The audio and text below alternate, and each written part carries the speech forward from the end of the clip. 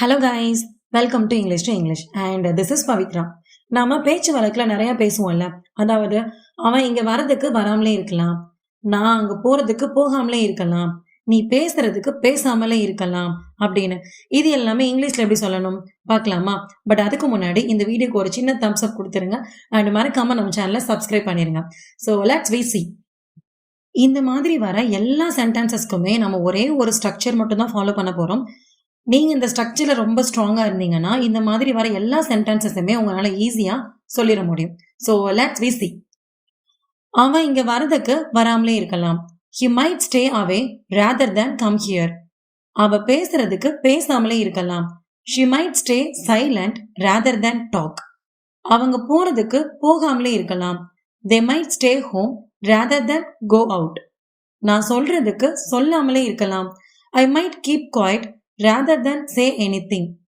நீ பார்க்கறதுக்கு பார்க்காமலே இருக்கலாம். You might ignore it rather than watch it. அவன் இதை செய்யறதுக்கு செய்யாமலே இருக்கலாம். He might skip it rather than do it. அவங்க மீட் பண்றதுக்கு மீட் பண்ணாமலே இருக்கலாம். They might cancel it rather than meet. நான் போறதுக்கு போகாமலே இருக்கலாம். I might skip it rather than go.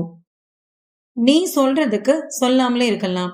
You might hold back rather than speak. நீ இதை வாங்குறதுக்கு வாங்காமலே இருக்கலாம். You might skip this rather than buy it. நீ இதை கேட்கறதுக்கு கேட்காமலே இருக்கலாம். You might skip it rather than ask it. நீ இதை விற்கிறதுக்கு விற்காமலே இருக்கலாம். You might stop it rather than sell it. இப்போ டிஸ்பிளேல தெரியிற இந்த சென்டென்ஸை இங்கிலீஷ்ல எப்படி சொல்லலாம் அப்படிங்கறத காமெண்ட்ல பிங்க் பண்ணுங்க.